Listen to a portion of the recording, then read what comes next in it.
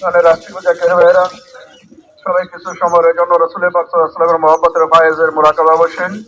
ফায়েজ সম্পর্কে বাবাজান পুরাণ ফায়েজ ধর্মের মেরুদণ্ড, ফায়েজ ধর্মের মূল তরিকতের মধ্যে যেখানে ফায়েজ আছে সেখানে ধর্মের সাথ, তরিকতের নিয়ামত আছে, তরিকতের সাথ ধর্মের নিয়ামত লাভ করতে হবে, মুরাকাবা বসতে। তাই সকলেই কিছু সময়ের জন্য রাসূল সাল্লাল্লাহু আলাইহি ওয়াসাল্লামের মহব্বতের ফায়েজের মুরাকাবা বসেন।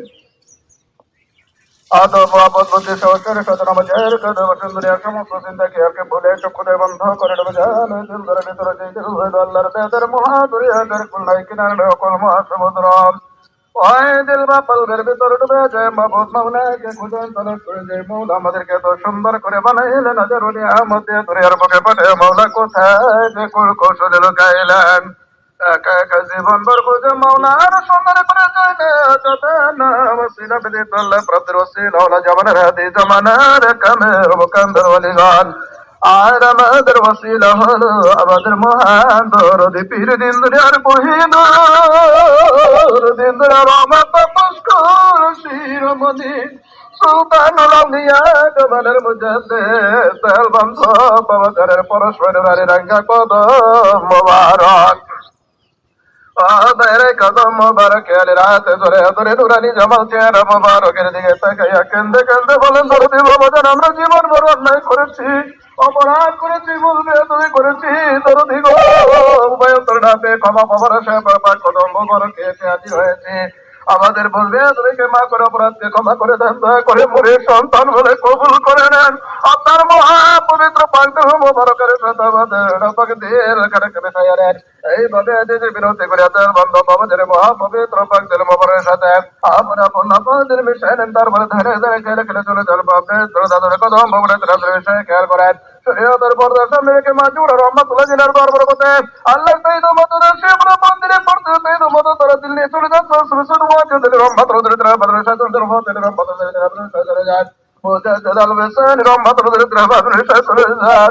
সুনার মদিনা যে মদিনা শহীদের বলা খানা পাপি পাপি গুনাহগার উম্মতের কান্ডারি উম্মতের দরদি আমার দয়াল নবীজি যে নবী সারা জীবন উম্মতি উম্মতি বলে কেঁদেছেন। আজ গুনাহগার উম্মতের মুক্তির জন্য দরদি আমার মাওলা দরবারে সিজদায় পড়ে কাঁদেছেন।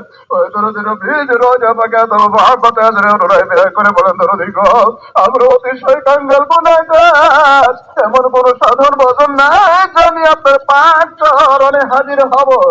তাই দয়াল বাবাকে ওসিলা লই আপনার পাক কদম মোবারকে এসে হাজির হয়েছি।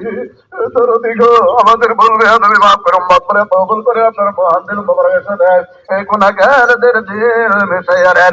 এইভাবে আজি বিনতি করি দরদি নবীজির মহান দিল মোবারকের সাথে দিল মিশাই আল্লাহ দেরাম দে অতিব মুহাব্বতের সাথে ডাকে দিয়া রহমান লা লা মে দয়া রহমাত লা লা মে আসাবে আলম নাবে ইয়া রহমাত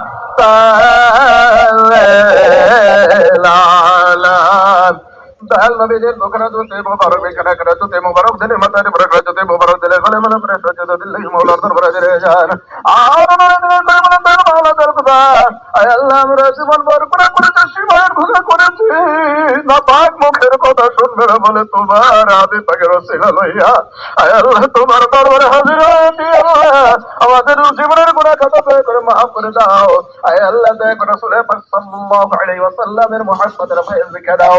তাই রাসূল সাল্লামের মুহাব্বতের ফায়েজ রুমে দরজা দরজা মাওলাকে ইয়া আল্লাহ ইয়া রহমান ইয়া রহিম বলে ডাকে রে আল্লাহ ও ইয়া রহমান ইয়া রহিম ইয়া আল্লাহ ইয়া রহমান ইয়া রহিম ইয়া আল্লাহ ইয়া রহমান ইয়া